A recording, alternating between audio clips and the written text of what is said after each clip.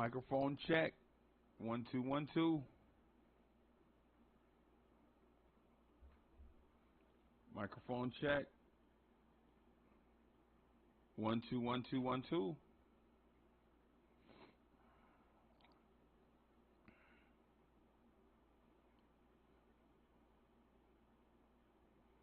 All right, there we go. There we go. The Brew Crew. What it do? David L is in the building. What's good, y'all?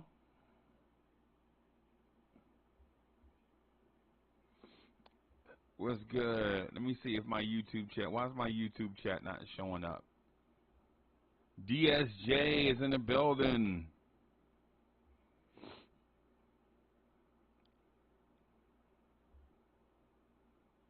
What's good, y'all?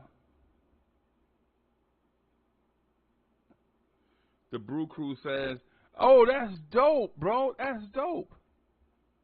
That's dope. I like Belpedo, bro. That's dope, man. Y'all keep doing y'all thing, man. I'm excited. Big fans.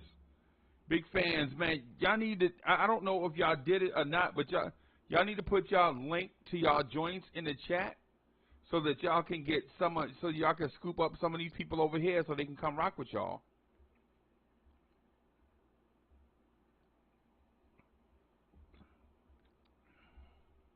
Put y'all thing, yeah. Put y'all thing in the chat, man. So some of the ones that rock with the #1 chief rocker can come over and visit y'all. You know what I'm saying? Adam, what's good, man?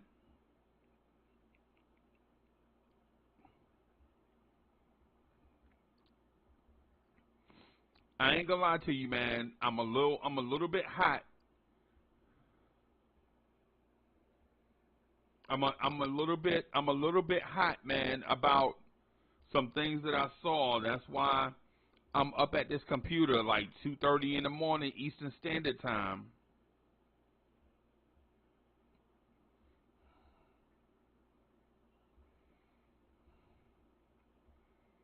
Right? Let me get my YouTube chat up here on the screen. I'm trying to get y'all up on the screen.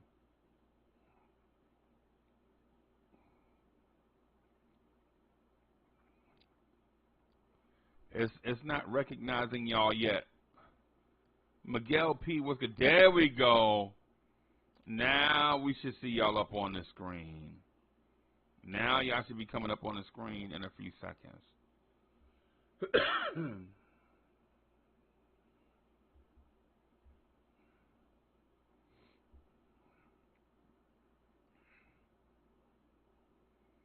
There we go.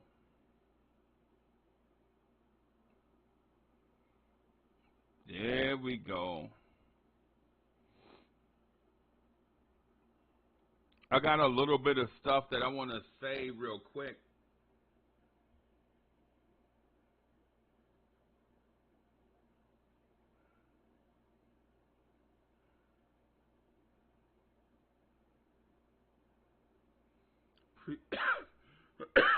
Hey, heck, I appreciate that, man.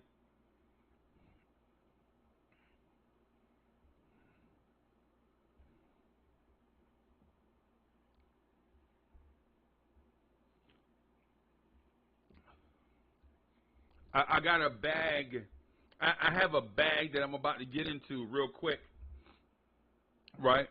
Y'all know the one thing I'm probably better at than technology is getting into a bag or speaking about a topics without notes. I think I have a Jay-Z and Notorious B.I.G. type skill when it comes to chopping it up about a topic without having notes, without needing to concentrate and all of that. I have a Jay-Z type skill that I can spit, you know what I'm saying? And I can, talk about some things off the top of the dome and have it still be That should be it.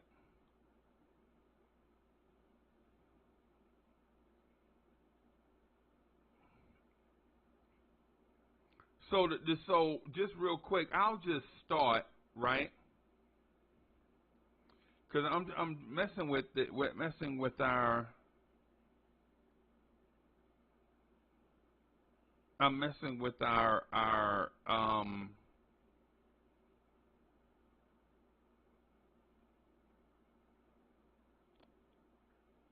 stuff. I want it to show up on the screen. If for some reason it's not showing up here on the screen. Subscribe, alerts, Flickr, One Swag, YouTube.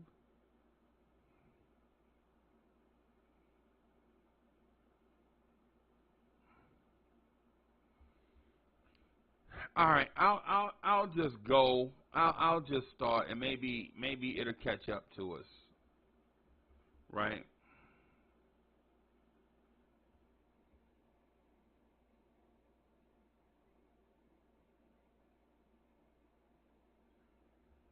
Yeah, no doubt, no doubt. Heck, I see you. I see you. I tell you what. Hit me up later on. Hit me up later on today. I've been meaning to catch up with you guys and compliment you guys on the great work that you guys are doing. It's just, man, when I step away from the Lawrence Tier stuff and real life kick in, bro, I get super swamped.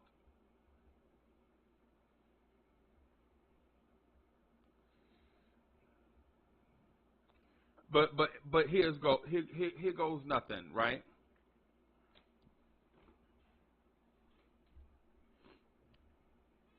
The last thing that a everyday man wants to hear is billionaires complain about billionaire problems. And listen, in life, I'm a ham sandwich, right? Most of the people that I hang out with are ham sandwiches, basically, right? Just everyday, ordinary folks.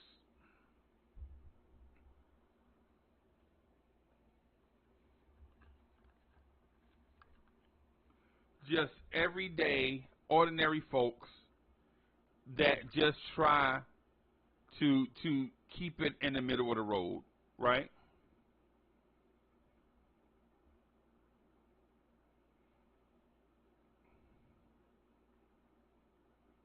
That's what it is. It's what it is, right? I had something come up, man. A little dis. Okay, there it is. There it is. The last thing.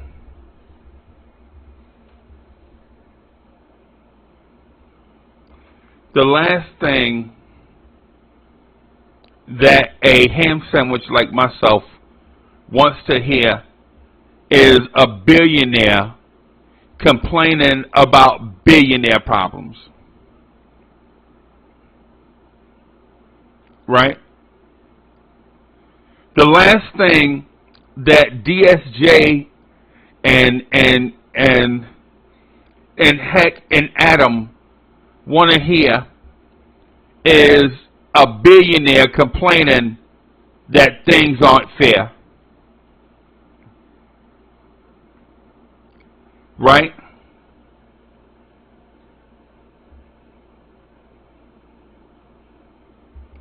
Right? When Project Nerd and Miguel P and myself, when IKBM Dre and myself, when we all get together, we talk about everyday stuff. You know what I'm saying? Oh, my Uber was late. Payroll messed up my check. You feel me? Man, yo, the utility bill came in, it was sky high, right? Those are the things that we talk about. But in the immortal words of Sly and the Family Stone, I am everyday people. And even though I have one of the dopest joints on YouTube going every day, sometimes 2 times a day, sometimes 3 times a day, right? I am a ham sandwich, basically. Right? Like Sly and the Family Stone said, I am everyday people. Right?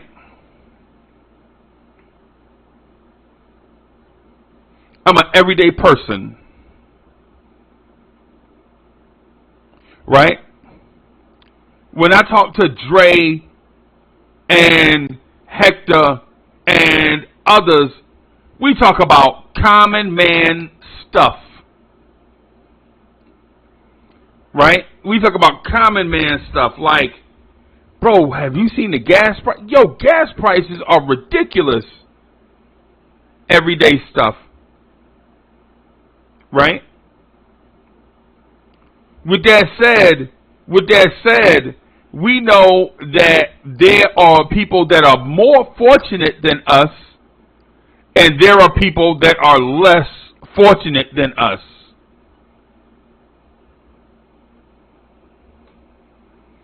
Right? And to those people that are less fortunate than us, we give what we can, you know what I'm saying? Like you buy you a drink, you got a little change, brother come on, hey brother, you got some change? God dog it, man, you hit me every day. I know, times is hard for everybody. Yeah, here, take this 40 cent. Take this 50 cent, whatever.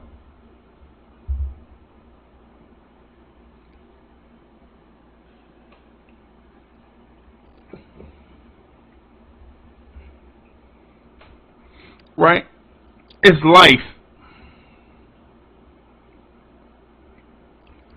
So the everyday man goes about his life enjoying the little things, right? We root for a team or something. A team we'll probably never own financially, but we own it emotionally and spiritually.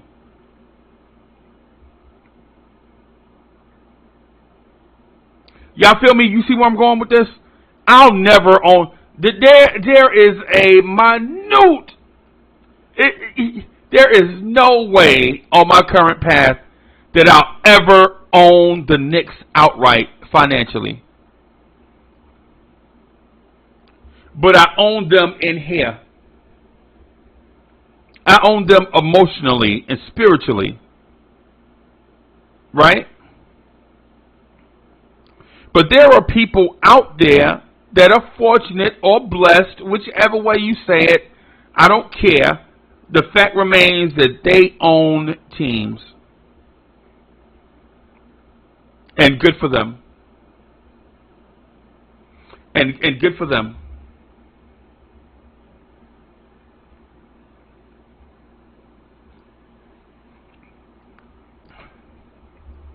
Right? They own teams, right? And good for them. They're wealthy enough, they're blessed enough, they're fortunate enough to own teams. Right?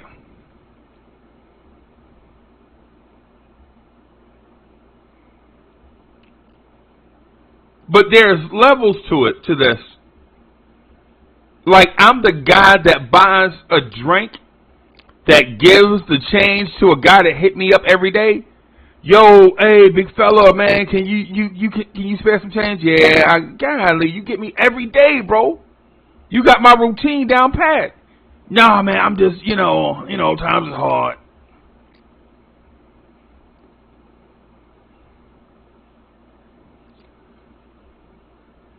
But when you own a team, bro, you can't come out of your mouth any kind of way about bread, about guap, about money. You can't come out your face any kind of way.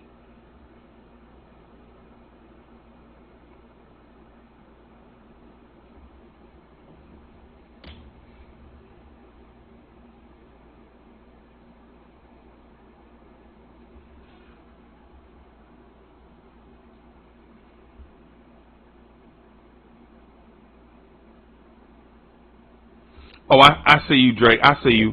Hold on. Let me do a.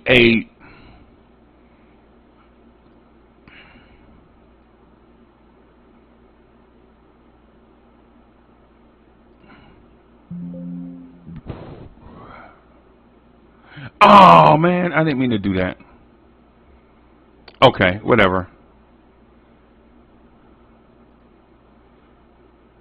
Well, I'll leave it out.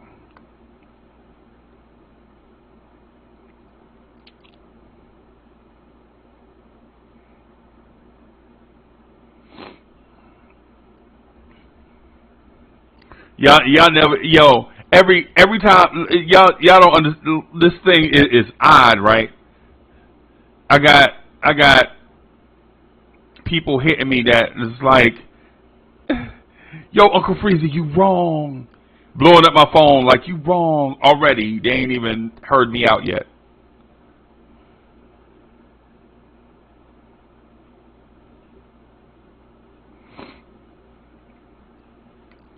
My thing, man, that I'm getting to is this, and I'll fast forward a little bit so I can bring my guys on. I read the ESPN article by that featured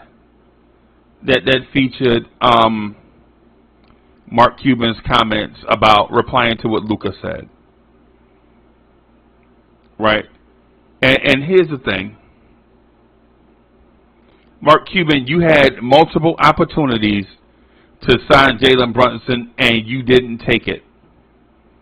You had multiple opportunities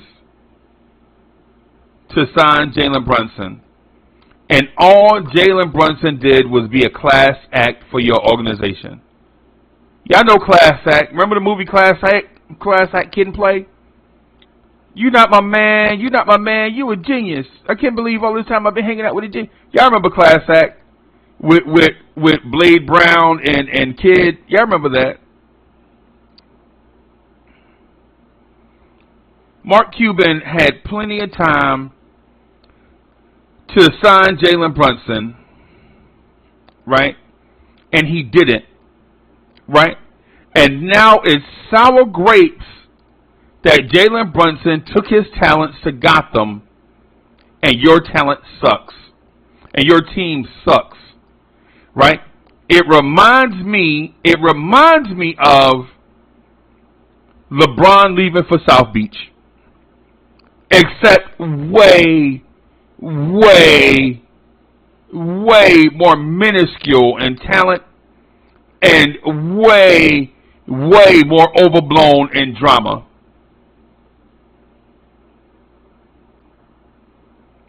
Daniel Barry is in the building. What's good? Mark Cuban, how are you going to blame Jalen Brunson's parents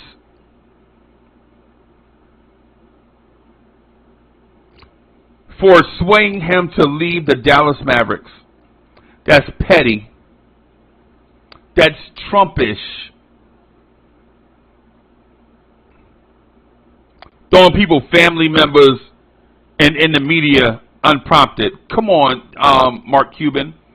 And then Mark Cuban speaks after the fact. Mark Cuban speaks after the fact about a player that belongs, or his contract belongs to another team. But yet, when you thought we were tampering with your player when he was on your team, you pushed the NBA to get the Knicks a tampering charge. And here you are today. Here you are today talking about another team's player.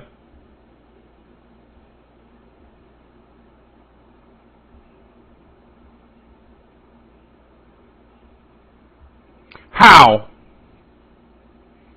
How do you, Mark Cuban,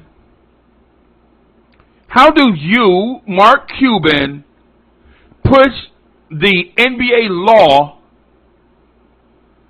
to chase the Knicks and get the Knicks fined for tampering, and then here you are saying another player's name and putting his business out here on these proverbial NBA streets? You, Mark Cuban, are a crybaby.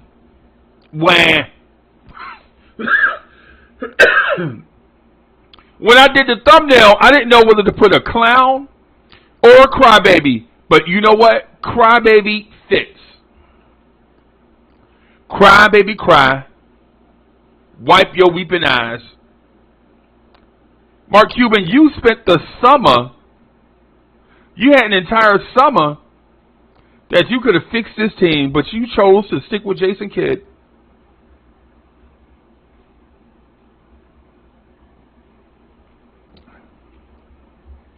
No one speaks to the internal struggles of the Dallas Mavericks. They point to the external struggles of the Dallas Mavericks when the external struggles have no direct correlation to you. When Jalen Brunson left, he was gone.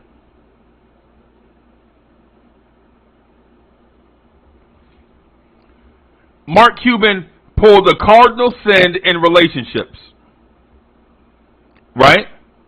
The cardinal sin in relationships is dragging people along and think they will just stay because it's you.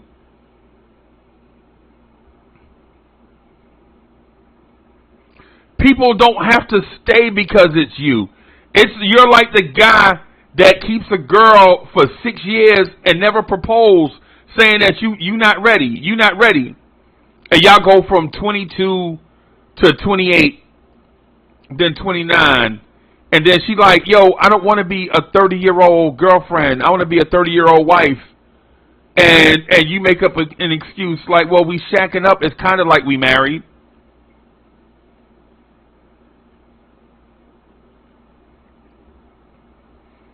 Yo, we living together. It's kind of like we married. That's what you did, Mark Cuban. That's acceptable for some, but not acceptable for others. And now, Jalen Brunson is a New York Knick, and your team is in the lottery and can't even draft because you owe us that pick.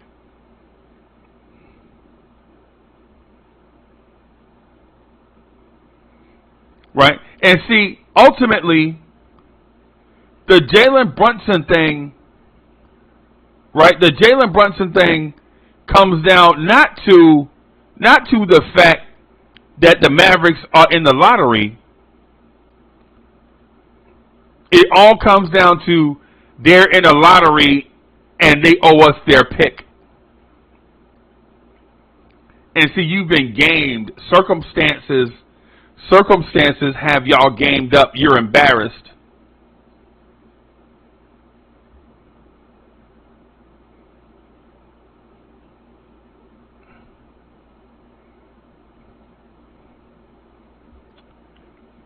As soon as I think about Mark Cuban, I'm thinking, what's the matter, dog? You embarrassed? You a gangster?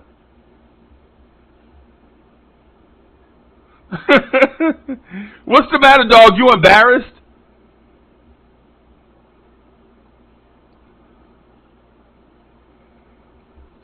Ultimately, what this comes down to is not what Mark Cuban says it comes down to. Because if it all came down to the money, you would think a Shark Tank would know how to do a deal.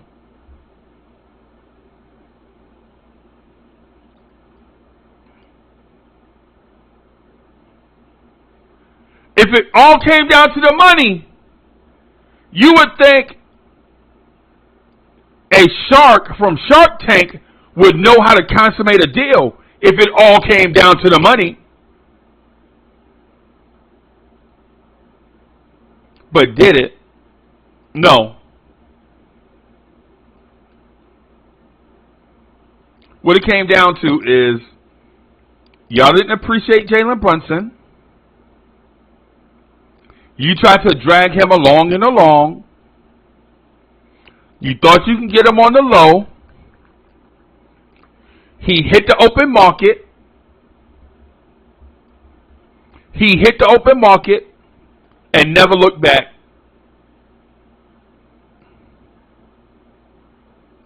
The truth is, when you drag free agents along, they never consider coming back. Right? It's as simple as this. It's as simple as this. If Jalen Brunson when Jalen Brunson hit the open market, Dallas may not even have been in the top 3 of his destinations. Because you didn't appreciate him. You wanted to shack up and he wanted to be married. Right? And there's no harm in that. You want to be a bachelor, be a bachelor. Right?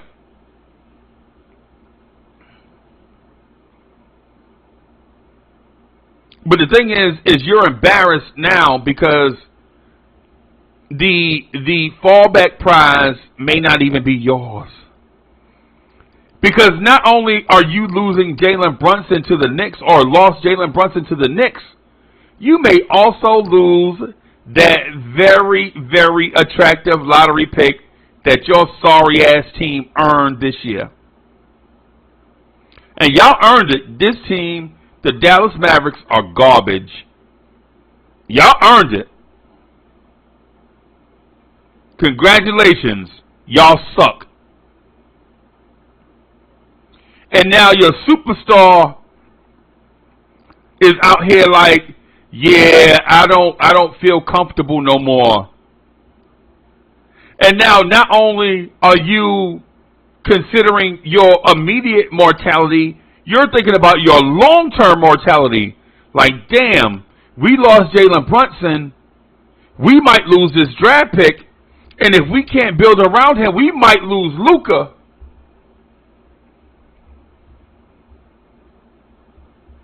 All because you want to shack up and not get married. Sorry.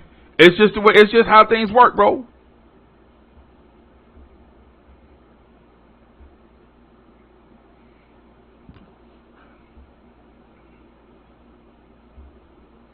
Sorry, Mark Cuban, you're a billionaire. You know better. You know better. You don't become a billionaire by making billionaire mistakes. And you made a billionaire mistake.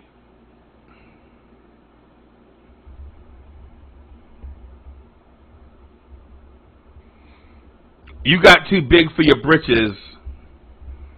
You thought the world revolved around you. Hey, conference finals and blah, blah, blah. Man, listen, the world revolves around us. No, the world don't revolve around y'all.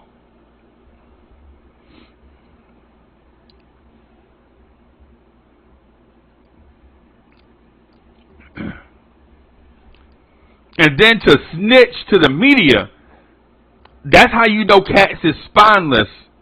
They like, ooh, look at my phone. I got proof. Here, look. I got evidence. I'll snitch.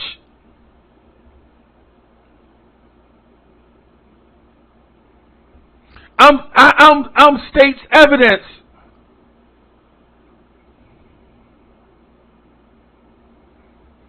And then you go in your pocket and pull out Exhibit A to try to sully Jalen Brunson and his family. You think Kyrie staying? You think Kyrie gonna stay when he see you sullying an ex-player? The money don't matter. For some people, the money don't matter.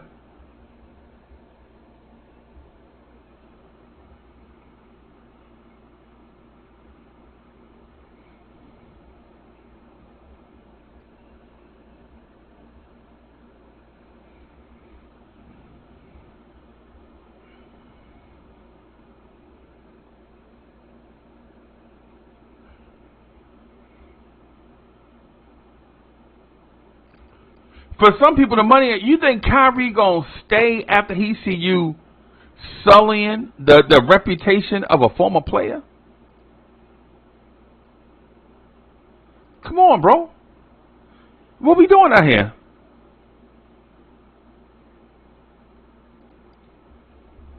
What are we doing out here, Mark Cuban? Things that hard on the boulevard where you gotta snitch to be relevant?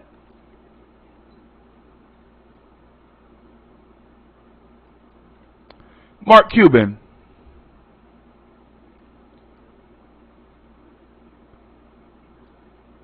Things out here have gotten that bad where you gotta snitch to be relevant.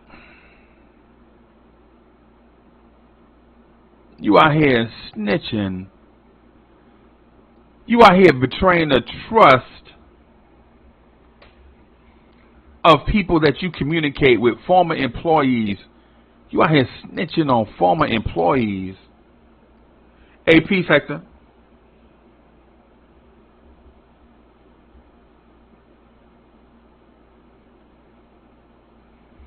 At what point?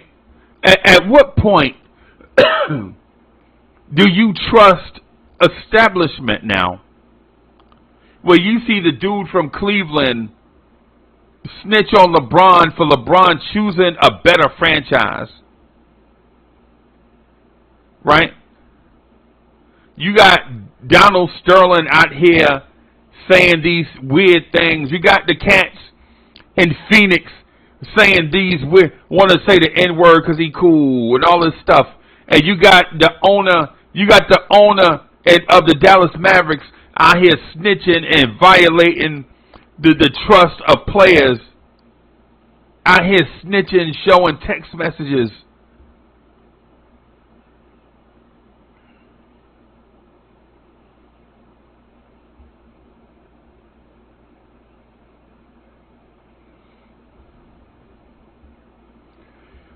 You can't even trust guys.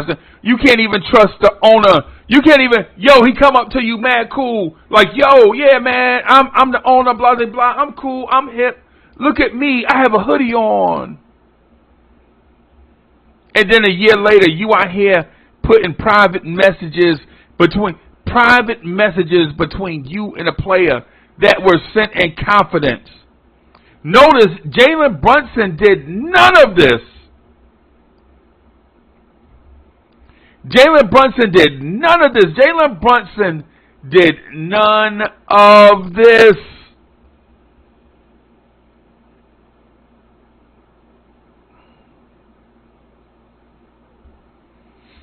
And you out here, you choose to snitch. You choose to try to save face.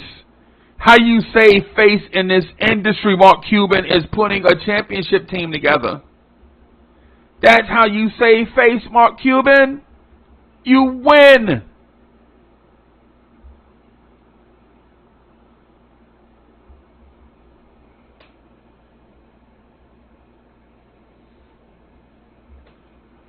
David L. read my mind. David L., y'all got to stop reading my mind, bro. Y'all got to stop going in my skull and pulling out my, cause I'm doing it the Jay-Z way. I'm not writing anything down. I'm doing it like I'm Notorious B.I.G.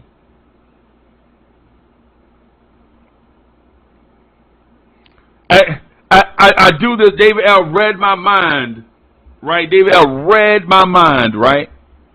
And maybe I'm easy to read.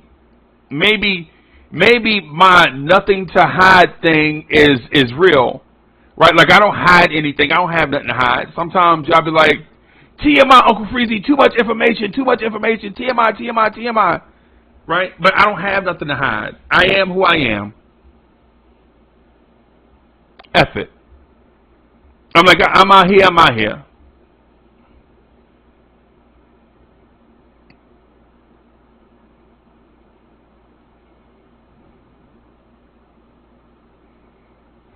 Right? So I just shoot the stuff off the dome. Like this rapper, this slain rapper from back in the day named Notorious B.I.G.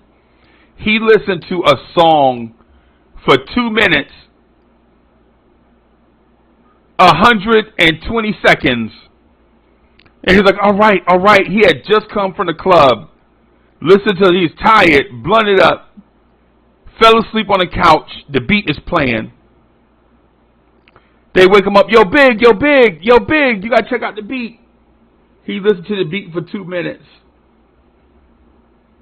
And like, all right, man, all right, y'all bugging, man. All right, I'm coming. I'll listen to it. And he gets up off the couch, blunts rolled up, burnt out, whatever. When you got money, you can do that. Go wash his face. He heads to the door. They're like, yo, big, where you going? He's like, oh, okay. He's going to try to sneak out, I guess. They direct him to the booth, and they play the beat. And he says, after listening to the beat for 2 minutes, he says, who the F is this? Page at me at 5:46 in the morning, crack of dawning. Now I'm yawning. Wipe the coal out my eye. See who's this paging me and why. It's my brother Pop from the barber shop. Said he was at the gambling spot and heard an intricate plot of people trying to stick me for my fly paper. Slow down, love. Please chill. Drop the caper. Now you know that song as Warning.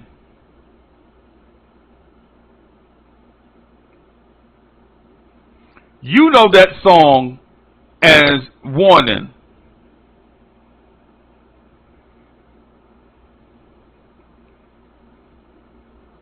He listened to the song for about 120 seconds, maybe less. Some dude named D. Dot, somebody, whoever it is, whatever my man name is, he tells this story like it couldn't have been. He couldn't have been listening to the beat for like 2 minutes. He went and washed his face, and he went in the booth and said, "Who the F is this? Paging me at 5:46 in the morning, crack of dawning. Now I'm yawning. Wipe the coal out my eye. See who's this paging me and why."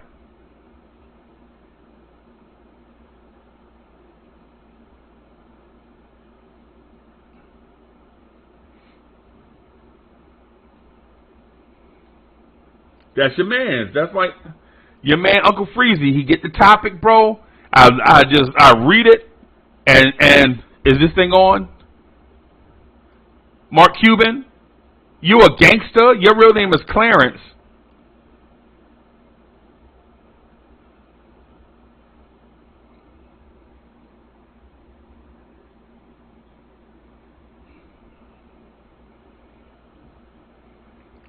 What kind of world do we live in where young owners just come out, young NBA owners just get out here and just throw business stuff out here in the streets? You that desperate?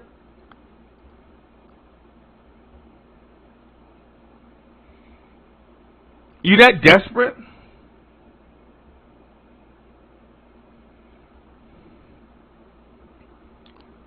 You that desperate, Mark Cuban, where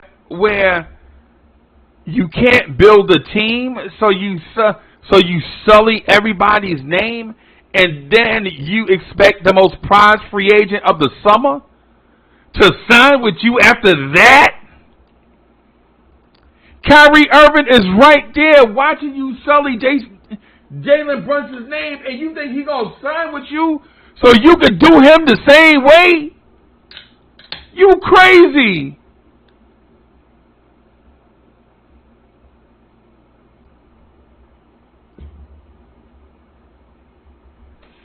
Mark Cuban, how you make your situation better is apologize to the Brunsons, all of them. Jalen, his wife, or his girl. Jalen, his girl, Rick Brunson, and Rick Brunson's wife. And move on. And give the Knicks back a second round pick.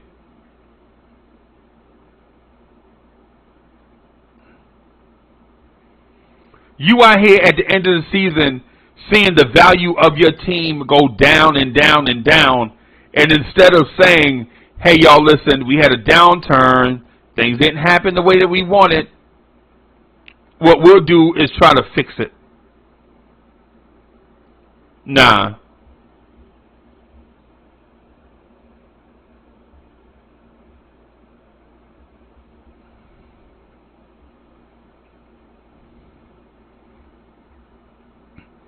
Mark Cuban out here watching the value of his team go down because they're not winning, and he mad because the Knicks are winning with Jalen Brunson because his star. See, none of this even happens if Luka is like, yeah, I miss Jalen Brunson a lot.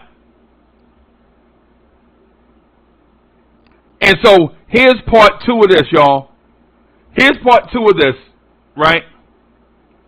And thank you for everybody that's rocking with me early in the morning as I go on my tangent.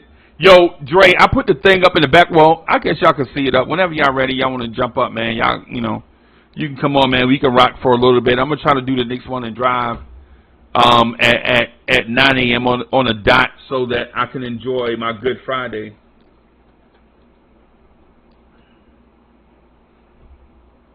I mean, tomorrow Thursday. I'm sorry. Enjoy my 3-day weekend. I'm sorry, y'all.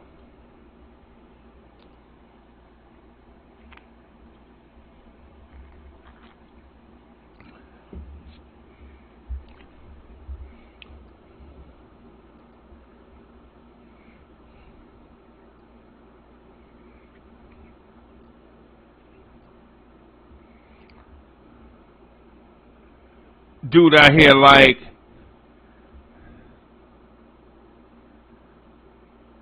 okay.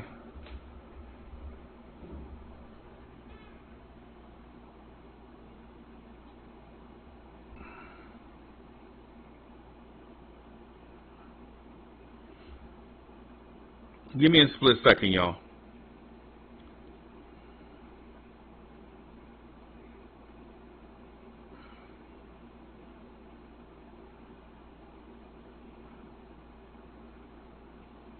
There it is.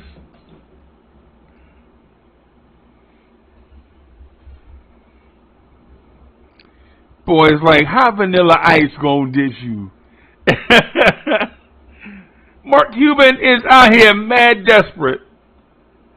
Billy Goat is in the building.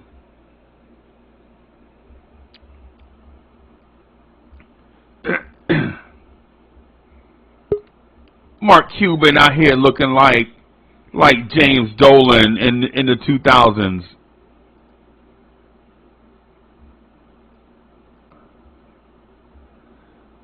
What's good, boss? Can you hear me? Yeah, you can hear me. Yeah.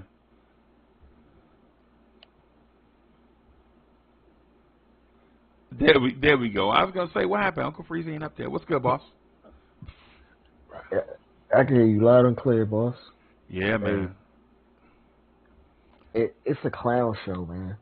It's legitimately a clown show that he's running over there. Dre, I remember one morning I was talking to you and Sally. This had to be like 8 or 9 months ago, right? And I talked to y'all about how the older I get, or the more experience I get in corporate America, the more I want to pull away from corporate America and work for myself. Remember that we had a conversation like 5 in the morning one time.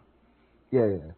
I believe so. Maybe 5, 6 months ago, something like that. Yeah. And I was telling the story about how I was like the peon in a group of millionaires. Like I've never been a millionaire. I don't even think I maybe ever earned $1 million in my life. Maybe, I don't know. I'm not keeping count. Boss. Right, but I don't. But bills and life takes over at that point. Yeah, but I don't come from money. You know what I'm saying? And so I was around millionaires and they were jerks, and I was around this one billionaire, and he was like a godsend, bro. Right? The millionaires, for everybody that don't know the story, basically, the millionaires was around the billionaire as if he was the scout leader, because they were trying to find out how they could take their millions and become billionaires. And with me, I didn't care. I was just like, was glad he was a good person. I was like, I don't want you to give me, I don't want your hookup. I want to do it on my own. And the billionaire was like, bro, I ain't never heard nothing so strange and on my. Why do you want to go through all the struggles on your own? Why don't you want somebody to give you tips so you can take advantage of it? It's like, because I want to do it myself, because it's about the journey and not the destination. And he was like, that's the stupidest thing I've ever heard in my life. That's what he told me, no lie. He was like, that's the stupidest. He was like, yo, don't you know in order for you to achieve anything, you have to be a part of a network? And I was like, no, I want to do it on my own. He was like, nobody ever done it on his own. He was like, that dude from the Bible even had 12 dudes helping him work. The disciples. Right. And he was like, yo, when you come into this world, you connected to another human being. Did you know that? It's like, yeah, I know that. That's networking, bro. Mm-hmm. Everybody in life, this is what he's telling me. This is what he's telling me. He's like, everybody in life got to be plugged into somebody else. You know what I'm saying? And you got to have good relationships. You got to treat people right.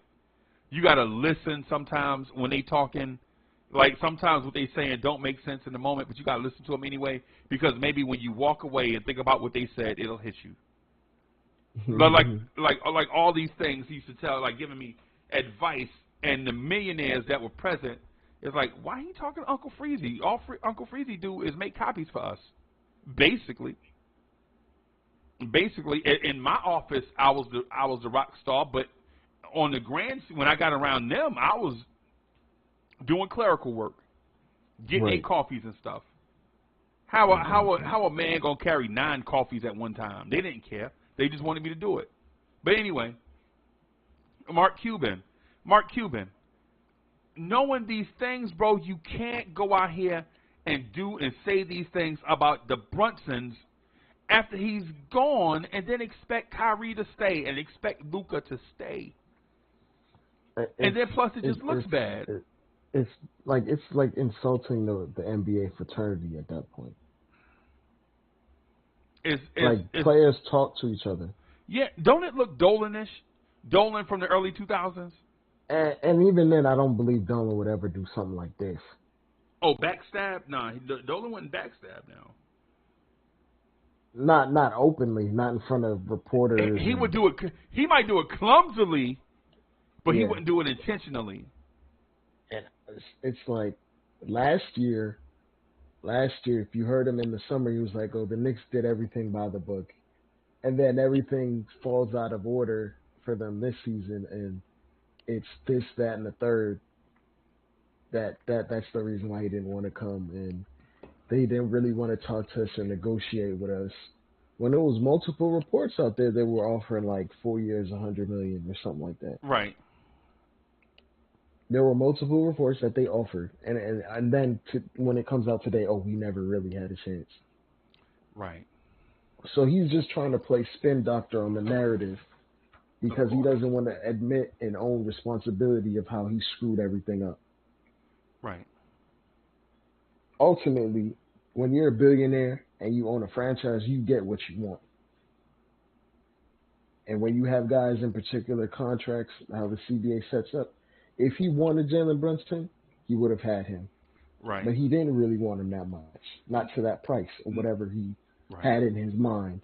Right. And he ran that risk and said, okay, we'll replace you with Spencer Dinwiddie. I'm not even worried about it. Right. You come into this season, it's not the same. Right. It never was the same. Right. The consistency was not there. Right. The on-court chemistry was not there. The in the locker room chemistry wasn't there. Yep. And who's to blame for that? Cuban. Mark Cuban. Hey, Stephen. And he was trying to absolve himself of all guilt and blame for how the season turned out. Right. Like the season turned out the way it did because of you. Right. You know what?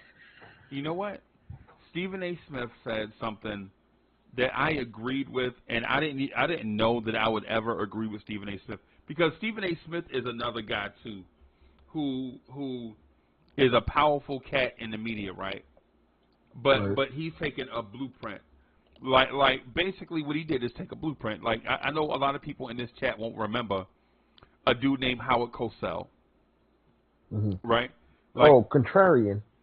Howard Cosell, the dude, the white guy that used to be around Muhammad Ali all the time, Mm-hmm. right? And so Stephen A. Smith took the Howard Cosell model. There's nothing wrong with that. He took that mold and he tried to take it to, I guess monetarily he took it to another level. But those of us who were around, funny enough, he kind of took it from Skip Bayless first. They cultivated that sort of this contrarianism and like the ability to amp things up bigger than what it is and right, make it a circus show. selling But it. at first, when First Take came out, Stephen A. Smith was very serious about it. They both were very serious. Right. And then Skip picked up this contrarian attitude and the trolling. Right. And while Howard Cosell actually was joking, like he took his job very seriously. And he also knew how to make a story. Yeah, he also knew how to make a story and like make almost indirectly or directly create legends in the process of him interviewing people. Right. But he picked that up from Skip Bayless, and well, not to cut from the point. You can finish, Rizzy. My bad. No, go ahead, bro. Go ahead. No. I wanted to chime in on that part. Okay. Yeah. So the thing I was reading the chat while you were saying that too, trying to do two things at once. I'm not really good at that. Most psychologists will tell you to not try to do multiple things at once. They say do one thing, finish it, then do another. But anyway, Stephen A. Smith has Howard Cosell's cadence down. Like back in the day, you hear, "This is Howard Cosell," and then you hear, "I'm Stephen A. Smith." Right? It's the same cadence. All is the nuances, right? To let people know, like he's the tiger in the room, but he'll let you eat. You know what I'm saying? Like if you notice, Stephen A. is the tiger in the room with the carcass, but he'll let you eat because he is such a gracious king. He'll allow you to get scraps. In case you notice, like when somebody try to get out of line, he'll put you back in line live on the air. He don't care. Right. You know what I'm saying? But the thing I'm getting at, ultimately, right? Ultimately, what he said about Luka is absolutely right. He said this season was doomed to fail because you don't see a dude come into season in shape and get out of shape during the season when playing basketball. Mm-hmm. And when he said that, I was like, oh, how Vanilla Ice gonna dish you? You know, this is what I'm thinking, like from the Eminem joint 8 Mile. I'm like, think about that, like bro. The wife beater. A lot of y'all don't fit you. Yeah. And he's absolutely right. Usually, a player might come into camp out of shape and work their way back into shape, right? But then you look at Luka coming into camp in shape and playing his way out of shape. That's a sign that there's stuff going on in Dallas that has nothing to do with the Knicks or Brunson or Luka is not happy with stuff in Dallas. And to be absolutely honest, the way he plays, it's not sustainable to be healthy for long periods of time. Like Freezy, he is the highest volume isolation player while being the most efficient isolation player. Yep. You know what that means, right? That means the roster is trash. And that means big injury is coming. Right. That means big injury is coming, bro. It's like when I go in the gym, like when I go in the gym, I'll put like 165 on the bench, and I'll do like 165, 185, then 205, right? Just do a lot of reps on that, right? And then maybe I'll put 225, like when I'm ready to go. Like after I do all the other workouts, I'll put 225 on the bar, and then I'll do 225 like maybe however many times. Let's say on a good day, 22, 23 times. On a bad day, about 14, 15 times. If I'm just ready to leave, right? You know how it is. I'm human. Don't judge me, bro. You know what I'm saying? It's like everybody has their thing. What I'm getting at is when dudes overwork themselves every day, you know the injury is coming, right? Like dudes will be like, hey, big boy, how much you benching? Man, I bench 405. Oh yeah? How much you working out with? Oh, I'm working out with 385. Oh, you working out with 385 even though your max is 405. Okay. Mm-hmm. You need a spot? Like, Nah, I'm good. rightfully, like he missed a week because of a thigh injury. Yep. And that is literally overexertion at that point. The soft tissue injuries start to add up. Right. A dude told me, Trey, dude said, my max is 405. I'm working out with 385. Okay, I'll get the ambulance ready right now. You know what I'm saying? That's like saying, yeah, I run a 4.540, but I'm going to try to run a 4.240 right now. Okay, I'll get the tape ready to tape up those hamstrings after you tear something. You know what I'm saying? The thing with Luka is you would love for Luka to stay in Dallas, have a dynamic career, win some championships. Yo, Div is in the building. What's good, Div? What's up, dude? Yeah, man. You would hope like Luka would stay in Dallas, play out his career there, play 14, 15 years, retire a Mav, be an all-time great, win a couple of championships. You know what I'm saying? But go off into the sunset and go back to Slovenia. Yeah, that's probably what it's gonna do. But sometimes you force these guys. Sometimes you force people's hand, bro. Yeah, I think him saying what he said about Jalen Brunson was a bit of him forcing his hand in terms of or echoing what he thought and felt at the time. Right. And the whole Kyrie move is to make up for that. That's him leveraging his power within the organization. Let me go ahead, please. Let me ask you this. Let me shift gears because I heard that the past couple of days, right? Here's the thing. I'm asking you, Knicks fan. You know basketball. I know this, right? I know you know basketball, and I respect your basketball knowledge, right? What kind of world do we live in where we're comparing Jalen Brunson to Kyrie Irving?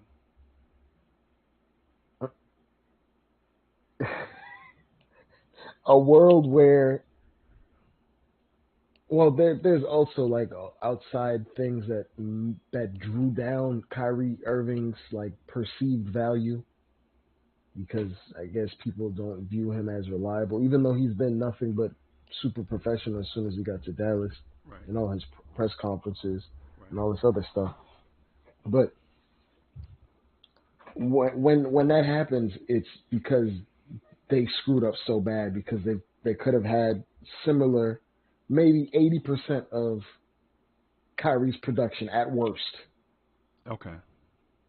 For half the price. Right. And then they could have had a normal roster. Right. But they had to make the knee-jerk move. And now he's put in a position, because tonight, like, for instance, Kyrie has been pretty dominant since he's been there, like, as far as scoring-wise. But it's just Mark Cuban ran his ship so awfully wrong and made so many wrong decisions over the last 2 to 3 years. It's led him to a position where he has to pay premium just to retain a talent like Kyrie. Yep. And he may not even want to. Yep. And if he doesn't come back, then they'll have to hit the reset button and spend that cap on God knows what over the summer. On more Davis Bertans. Or they might overpay for Jeremy Grant or something. Right. And you know what 6'8", 6'9" wings do. They stay hurt. So there's nothing you can do about it, bro. You ask them to do too much stuff. Right? I mean, think about 6'8" wings, bro. You ask them to do too much stuff. It's not feasible for the human body to withstand that much pressure. Right. It's like I liken it to a tight end in football. A tight end in football does everything, bro. A tight end in football is a lineman on run plays. He's a wide receiver on passing plays. He is the wedge buster, more than likely a wedge buster on special teams, even though you don't bust wedges no more. But tight ends they have to crack down on defensive tackles in the run game, right? And they have to moss DBs that are running at them at 20 miles per hour. And they have to avoid leg injuries constantly. Yes. Right? Because that's the first place guys are going when you're bigger than them. Yep. The Kneecaps, ankles. Yep. So, I mean, when you look at where Dallas is financially, they'll be okay. Right? They'll be okay next year under the cap. Next year's team. That's the ticking clock, though. It's like they'll be okay, but is there the superstar available if you don't re-sign Kyrie? Well, Luka makes $41 million next year, right? They have low for what he's going to make after that. Yeah. But I'm just talking about next year because you just need to get a player on the books for next year, and then you deal with the stuff, the repercussions after that, right? But the thing about it is, you have $35 million tied up in Bertans and Hardaway, and then make that $46 million tied up in Kleber, Bertans, and Hardaway. The only way you can get rid of that money is attach this year's pick to it and hope a team will eat all that salary. And give you something back. And the only way that'll happen is if that pick jumps high, like top 3 high, in order for teams to clear off your books and send you back draft capital. Right. And that's just asking for a lot, especially considering they won tonight. So. Right. They won tonight, you said? Yeah, they won tonight. Yeah, they beat the Kings. They beat the Kings? Yeah. They're still in play for that play-in. Okay. It's still very much alive for the play-in. And they play the Bulls on Friday, which is a team that is tied with them right now. Okay. And the Bulls are locked into the 10 seed, and it's looking like they're gonna rest their guys on that Friday. Good. So it's looking like after Friday, odds wise they're gonna be in that 11th spot. Now, what happens between Saturday, Sunday, if they're still alive, it's looking like they're gonna finish around the 11th or tied for 11-12, like the 11th spot. It's going to be tied between 2 people after Friday. That's what it's looking like, at least. You know what frustrates me in this scenario? Mm-hmm. And I don't expect you to read my mind. I know sometimes, like I'm a simple, sometimes I do. Yeah. Sometimes I do. Yeah, when you feel like it, bro. Because I'm a simple cat. It's like, maybe it's my body language. Maybe I read my body language or something. I don't know. It's like y'all read my mind. But if the NBA at the lottery gives Dallas the 10, 9, or 8 pick, I'm telling you, the conspiracy theory talk is going to be through. It's going to be to the moon. About the odds, it's like if they're 11, it's like a 20% chance they move into the top 10. Right. And it's weird. And if they're at 10, it's like a 30% chance they drop to 11 or something. Right. And because it's happened to a lot of teams that's been in that spot, right? Mm-hmm. But not teams that are desperate. Usually, it's teams like Atlanta that can overcome a slide back. But you know what though? It's weird because I think if they finish at 11, they have 0 chance of getting the 8 pick, which is weird. It's like you can only skip a certain amount up or you can't skip up just one. But You have to skip up after like 8. You have to skip up all the way to like 4 or something. right, Silly. there's a 0.14 chance that they move into the top 5. That's like less than 1% that they can move up into the top 5. But there is a I'll chance. respond to someone in the chat. Div, and when you're in the Hey, you can lottery, highlight when it, you're right? in the when you're in the lottery, 1 through 14, even if it's a minuscule chance, there's always a chance you can go up all the way to 1. So when you're in the lottery, your odds might dictate the highest chance of where you're at, Right. but there's a percentage chance where you can just skip the line. Like for instance, the New Orleans Pelicans were like 9th in odds or something, or They were 11. 11. They were Memphis 11 were and 10. they jumped to 2. And both those teams jumped all the way up in the draft and beat out the. I was there. You're Trust probably me. watching live. Yeah. Yeah, We saw it. We saw the Lakers and the Knicks were sitting there like we thought. This is how I thought it was going to play out. No lie, hand to the man. In real time, when they cut the commercial break, I thought the Lakers were going to be able to. The Lakers were going to get Ja Morant, and the Knicks were going to get Zion, and then RJ would go somewhere like, New Orleans or whatever. And as soon as they pulled the Lakers' name, I was like, "Holy crap! Somebody is going to jump in front of us." But we didn't know when they pulled the Lakers' name that 2 teams were going to jump in front of us. You just thought it was going to be 1. Yup. Because when they said with the 4th pick in the NBA draft, the Los Angeles Lakers, you're like, oh, that means Memphis or New Orleans is going to jump up, and maybe, and we were thinking like, well, maybe if Memphis gets the number 1 pick, they take Zion, and then we still get Ja Morant at 2. Right? And then they pulled the Knicks name next, and that was it. It was a gut punch. Yep. And the thing. My bad for you, but to ask Stivray, it's at the lottery on lottery day. The places are not set yet. About 6 weeks from now. Yeah, May. Yeah, the second week of May, I think. Yeah, it's like sometime in the conference finals. Yeah. Like sometime around there. Yeah, man, it's. Or before the conference finals start. Yeah. Yeah. So these teams, the way they finish is one thing. The lottery is going to tell people where they actually draft at, and then when that happens, we'll know, whether we get the Dallas pick or not. Okay. Yeah, and Div X-ray play-in doesn't affect your lottery place. It's just your record. It's your record, yeah, man.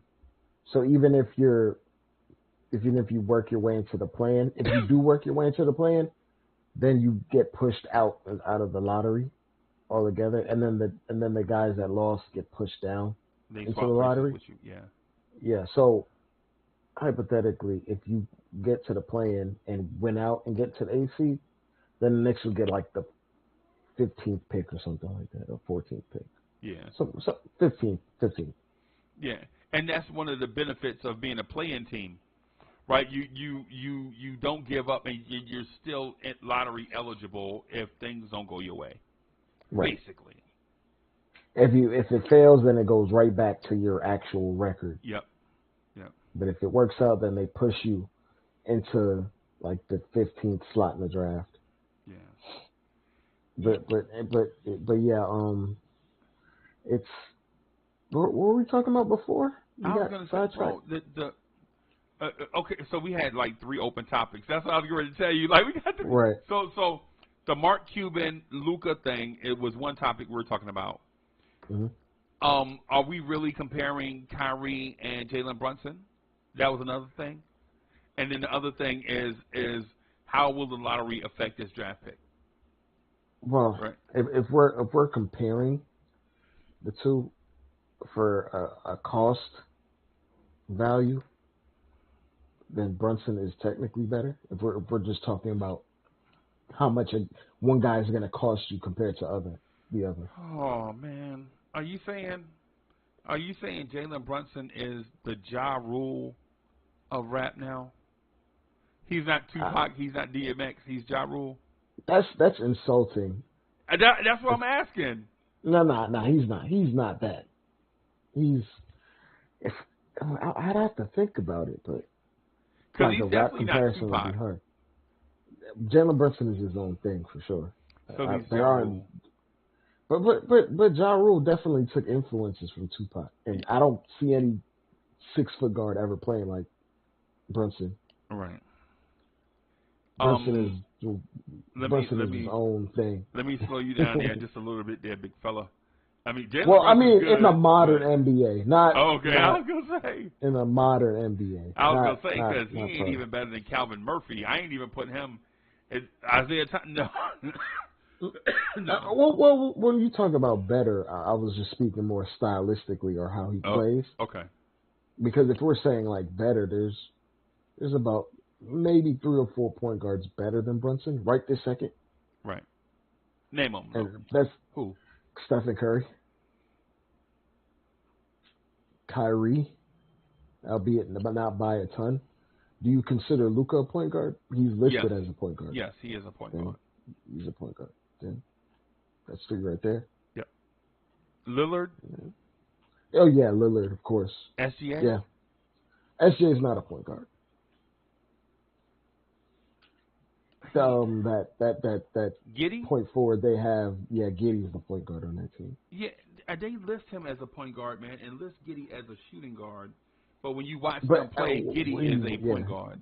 Yeah, he's the initiator. And then when they go classic point guard, they go Trey Man. Mhm. Yeah. That's legitimately it. They have like 2 playmakers. Right. And they put that Canadian, the stocky guard that they have. Dort. Yeah. Yeah. Then that's what they usually do. But Brunson is, if we're talking about for value, right? There is at the level that Brunson's playing at, there is no point guard that's a better value, unless we're talking about Tyrese Halliburton. Okay. Because he's on his rookie deal. That's about it. Okay. But from a cost standpoint, Brunson might be the most valuable point guard right now. Yeah. And Halliburton's going to get paid. Pound for pound. Yeah. Pound for pound. Most dollar for dollar. Dollar for production. Okay. Dollar for production is pretty easy outside of Halliburton. Would you entertain trading for Halliburton? At this point, nah. No. You know why? What would we do with IQ and Brunson at that point? Ooh. That's 2 point guards right there. Yeah. One of which is we consider to have a very high ceiling in IQ, and one is entering his prime in Brunson. It wouldn't make sense at this point, at this juncture. I do like Halliburton as a player. Don't get me wrong. I do like a lot of what he does on both ends of the floor, right. But it would make no sense right now. And they wouldn't even think about it. We would have to. He's their franchise player. The team, the coach said the team is taking on the identity of Tyrese Halliburton. Okay. So he's stuck. He's not going nowhere. They're gonna max him out. They're gonna give him that Darius Garland deal. Give who? Talking about Halliburton? Yeah. Okay. Mm-hmm. Okay, I can see that. Yeah. He's the franchise. It's one of the rare trades where both sides win. Right.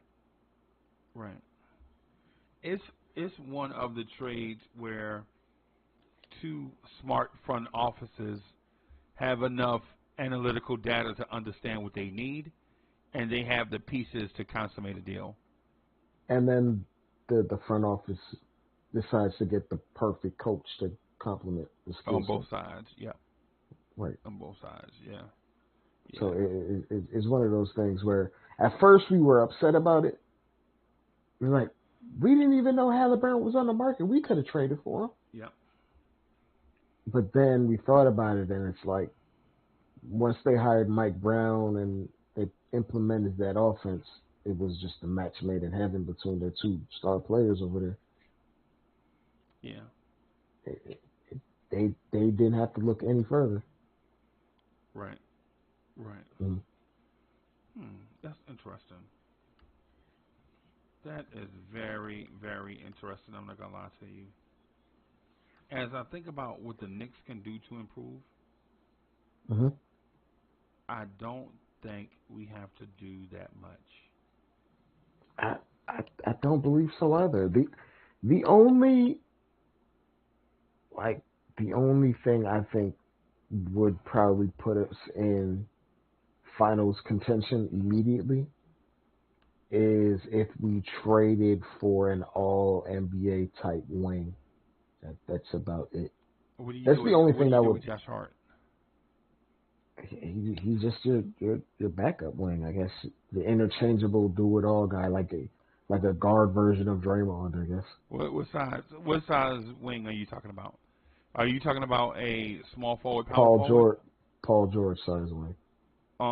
Yeah, that means he and Josh Hart would not be.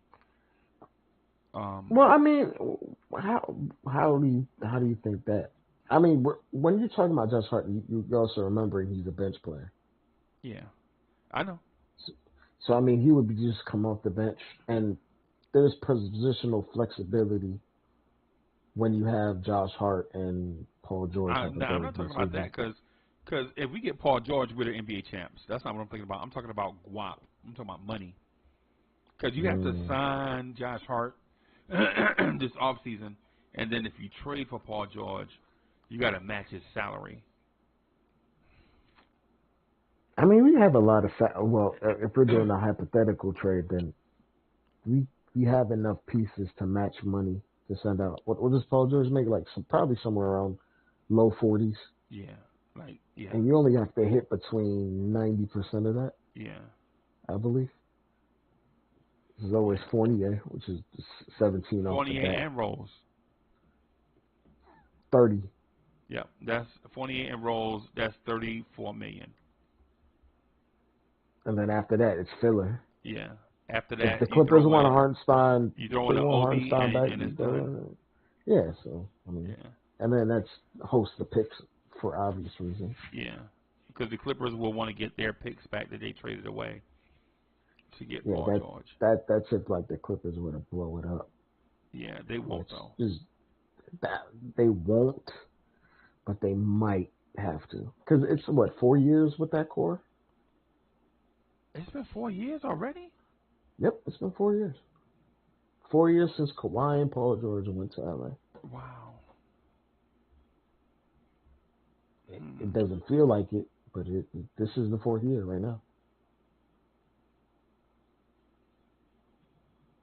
I know you're like counting down the years in your head, trying to figure out how did it happen No, and why no, it didn't work. I'm thinking about.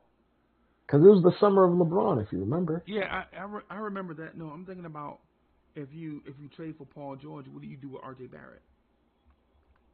You flip them. You have to. Do you put R.J. Barrett in the deal? That's probably what it is. It'll probably be like R.J. Fournier and filler, And Rose. or no filler, because R.J. is gonna make like 23 next year. So. Yeah. So you gotta put Rose in there because Rose is Well, kind. but if R.J. is gonna make 23 next R.J. year, make then when 20, you 20, well 26. yeah, so Right. But the I reason why thought it you was throw lower than that. Rose I thought in it was there though 23. is not for the obvious reason. You throw Rose in there for the non-obvious reason. The fact that when the Clippers get him, they can terminate his team option, and so Mm-hmm. not so they get Rose to let the trade go through, and then they terminate his team option or not pick it up so they can save cap space. Mm-hmm. Yeah, that's just as good in my mind. Derrick Rose this summer is as good as a draft pick, bro. Yeah, probably a late first or Yeah, not maybe not a late first, but maybe some seconds at yeah, worst. yeah. Because all you have to do is trade him. As soon as the team get him, they could just not pick up his option, That's and cap space. and and and they have cap space. But if you're the Knicks, why Shout don't? out to Brock Aller for that deal. Yeah, Brock Aller makes That me mad, that bro. that man is a genius. Well, because he's always trying to eke out every Pinch little last pennies. bit out of everything. Yeah. I mean, the reason like all those second round picks we had to just throw away is because of Brock Aller. But we don't have them anymore. We Yeah, don't. because but it gave us grace to get up out of deals so we could even get Brunson. Yeah. At one time we had like a billion second round picks. Had But like 13 or 14. yeah, we got one taken away. We got. I think there were. Um. So we still may have four. But that Detroit Pistons deal, the two deals we did in order to get rid of Kimba, and the two deals we did, man, we got rid of a lot of second round picks. Yeah. And it was smart to do that, by the way, because again, the 18-year-old kids coming into the NBA thing is kicked down the road another 4 years. Right. So you don't have that double draft. And shout Yeah, out to the Steve sticky. Mills too, because Steve Mills thought the double draft was going to be the 2021 draft, and it wound up getting kicked down the road to 2023, and now in 2023 it's kicked down the road for 4 more years. So Yeah, because well, I think the current NBA players don't want high school players in the league. So. and the OSHA regulations of underage workers in the workplace, it's weird. It's Yeah. weird when the government get involved and guidelines you got to follow, and is it worth it just to let 18-year-old kids come in? Let them wait till next year, bro. You ain't got to have no. You ain't got to spend I mean, $1 billion. and to be fair, the NIL thing kind of helped ease that Yeah. whole. It helped quell it because now the high end prospects are just going to get paid anyway. Yeah, They get going their bread. like they gonna get paid minimum veterans minimum type money Yeah. in college. Yeah. So it's like they can kick the can on that Yeah. probably permanently because the guys in the league, like when we talk about the CBA, like CJ McCollum is the president, right? He's not thinking about the superstars. He's thinking about like the Ryan Archidiakonos The of ham the world. sandwiches. Yep. Like those guys want to And the have retired players. right. They want to have 3-4 years in the league so they can even get the pension. Right. And when you keep letting 18-year-olds, even if they have a ton of talent, you're pushing out the fringe NBA players before they can even get to the pension, the 3 years of service time to get pension and all that other stuff. So like the fringe NBA players are not about that 18-year-olds coming to the NBA and taking a roster spot for 4 years because they're very young and raw, and they're gonna stay there for the full 4 years because Right. teams want to get a return on their investment, Right. and that's a roster spot gone. Yeah. Yeah, man. Yeah. I agree with you, boss.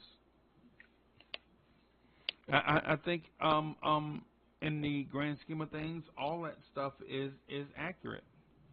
Hmm. In terms of before let me do this. I want to get the chat drummed up, bro. I want to throw a live grenade in the chat. Right, chat, get your energy up. Chat, get your energy up, chat. I'm about to throw a live grenade in the chat. This conversation is for you guys. Right. So what happens if the disgruntled superstar that Brian Windhorst was talking about that coming to the Knicks all along was Luka Doncic? Well, I can tell you this: it's gonna play out just like the Kawhi situation with the Spurs, Okay. where they're just gonna trade him to another team, and then he's gonna figure out his way to come over here Right. on his own. Right. Because Like the once I Donovan saw Mitchell that, thing. yeah, because well, not even that, well, kind of like that, but Donovan Mitchell wasn't as flagrant as Kawhi was, at least in my mind. The Spurs did him dirty, bro. Yeah, yeah, yeah. The more the details come out, bro, the more you like this dude had torn. This dude had a torn thigh muscle, like in his They were trying to rush him back. Yes. Yes.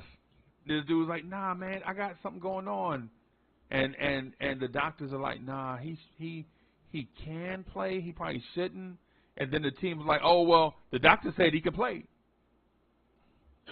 That's like because saying. they're so used to seeing Tim Duncan with that gigantic knee brace lumbering along.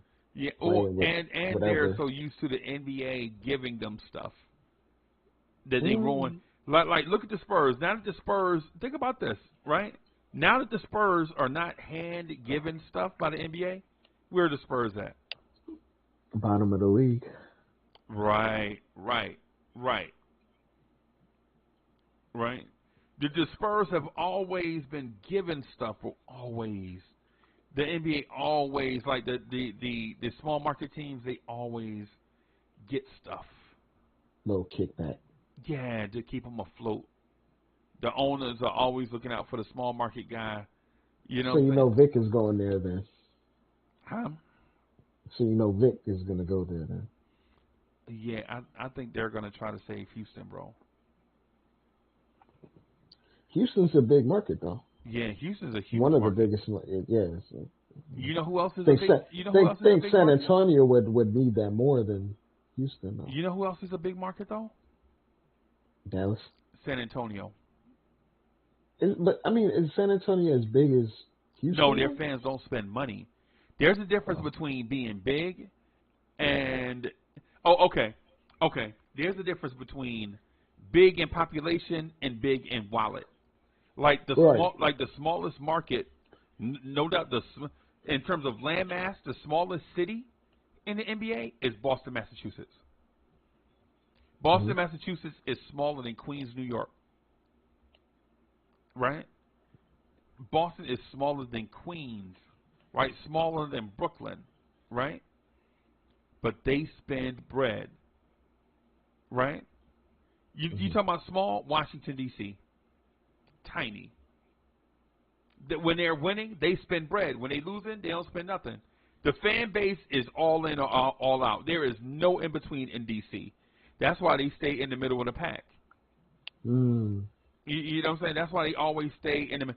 When they're bad, they're terrible. People don't go to Wizards game. What keep the Wizards afloat is transients like myself that'll take that 6-hour drive and pull up same day as the game, get a hotel like nearby, eat at their restaurants, and spend money in the arena.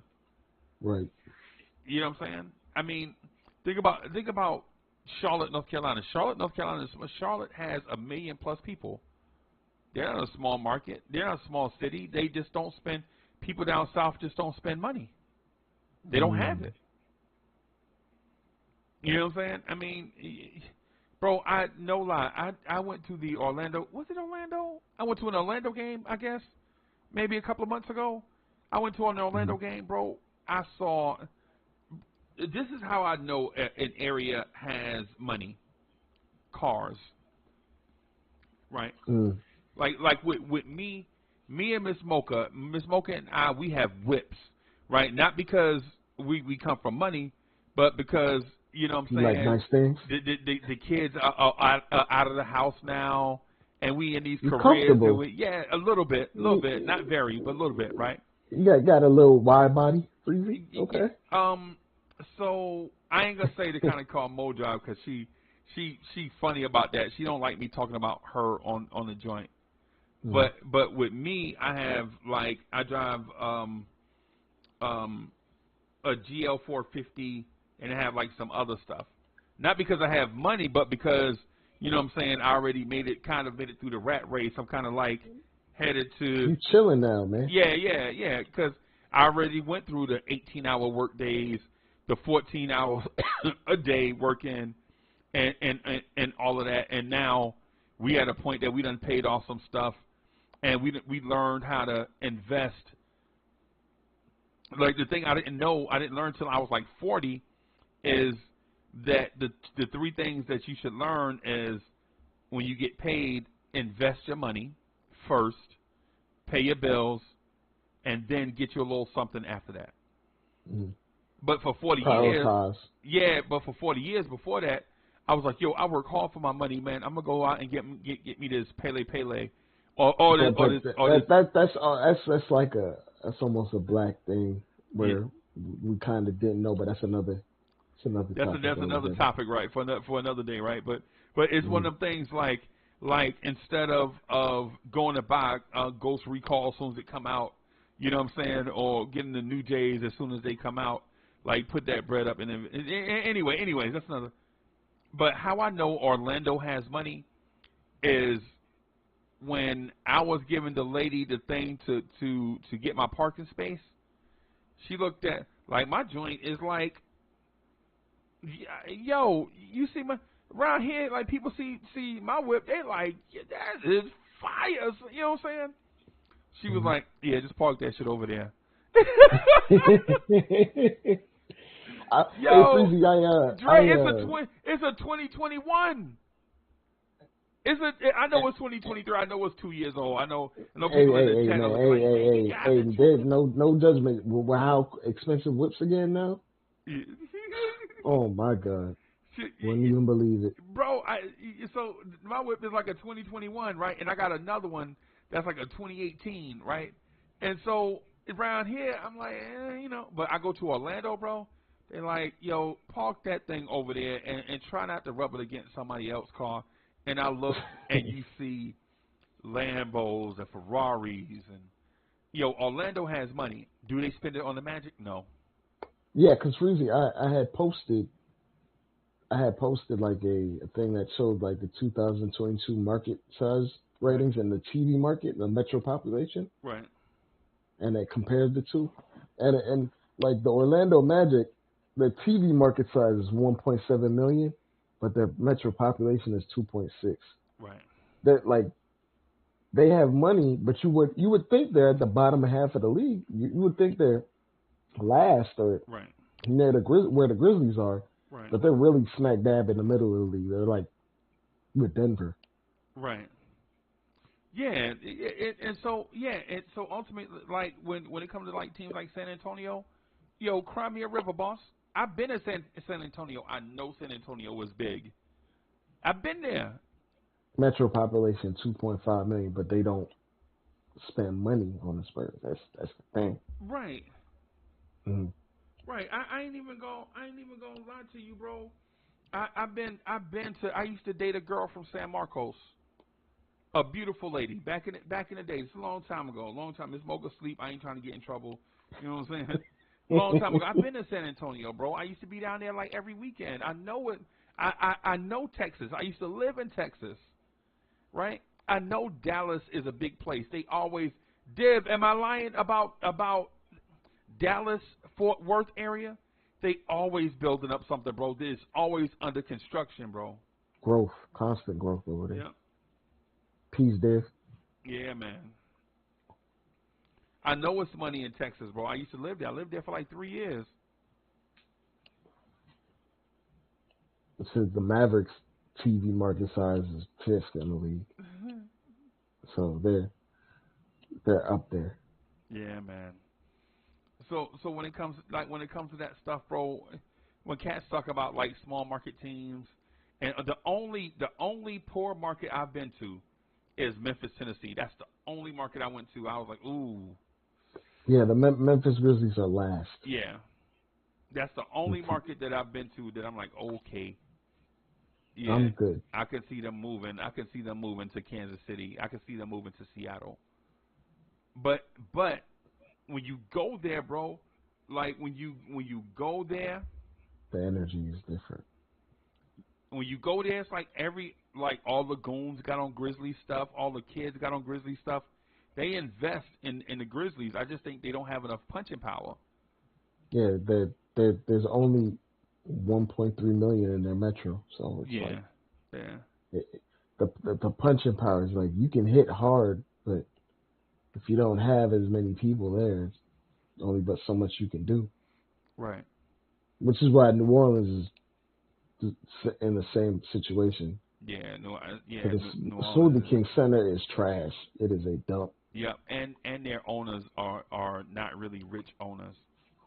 They own the Pelicans and the Saints. I think that's still their Mm. arrangement, right? The Bensons own the Saints and the Pelicans, right? Yeah, yeah. Well, he spent a ton of money on the Saints, man. Yeah, yeah. But then they bought the Pelicans right after, and so they ain't had the bread. They had to spend that money on the Saints though. Mm. But you know. But anyway, the point that I'm getting at, man, is when it comes to like certain teams, you can't just go by what the national media says is accurate. Because Boston is small, but you get bang for your buck. Boston fans are rabid, bro. And Boston winning fans does are that. rabid. It's like a similar situation as the Steelers Yes. because Pittsburgh isn't big. I mean, well, it's relatively a big city, but the amount of people in there is there isn't a ton of people, Right. but Right. they're rabid and they spend their money. They spent money. But that's what winning does. That's what winning do to you. Do you believe that Luca is the disgruntled star though?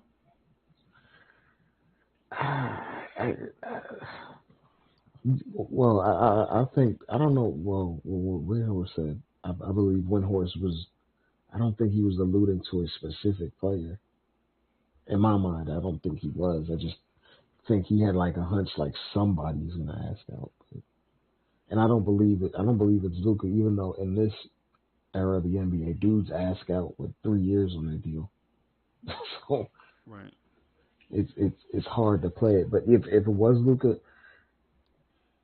Mark Cuban is not trading him to us after all No, we he did. trading. He not gonna trade him. Period, bro. Yeah, he gonna hold him until he has to trade him on some like Kawhi stuff with 1 year left, Yeah. and then he goes to whatever team for a year, Yeah. and then probably forces a sign and trade or something. Right. And, Because Mark Cuban is playing the small market team card, even though Dallas is not a small is market. a massive market. How are you going to play the small market team card and you're in the same market with the Dallas Cowboys? You're a top five market in the NBA, Yep. and you playing it. Like the market is bigger than the Warriors. Yeah. Yeah. Like it's almost pathetic because he's made so many wrong decisions that he has to play the small market card because he can't really use cap space because he has terrible contracts. Yep. He has to like nibble and bite and chew around to get whatever he wants, Right. and it's all his fault. No, so I don't pity him. Don't D- pity him one bit. Dallas is fifth. Or yeah, fifth. Atlanta is sixth. Houston is seven. DC is eight. Boston is nine. San Fran, Oakland, San Jose, Santa Clara, all that is 10. Seattle, Tacoma is 11. Tampa, St. Pete is 12. Detroit is 13. Minneapolis is another. That's one top. That's one thing we need to talk about right there, bro. How people say Minneapolis is a small market team. Minnesota, No, they just been trash. That's it. they just don't know what they're doing. They just been trash They because just once got they start winning, I remember back in like '04 and they had KG. Their fan base was rabid, yep, yep, but losing losing in a market that, like in a mid-sized market, losing will make you look like a small market yep, yep, to the casual fan. That is yep, yep. It's because in those states, it's like it's just something to do to just go to a Wolves game. yep, In New York, it's like if you go into a Knicks game, people are like, "Oh, okay, that's something you're supposed to do." yep. That's something you're supposed to do, bro. Over there, it's like that's something. Oh, you can do it. It's cool. Right. When you hear someone ain't never been to a Knicks game, something's wrong with them. Yep, yep. I mean, I don't get it, bro. I, I I just don't get his angle. I don't get Mark Cuban's angle. yeah. it's it's it's a lot of absolving himself from blame.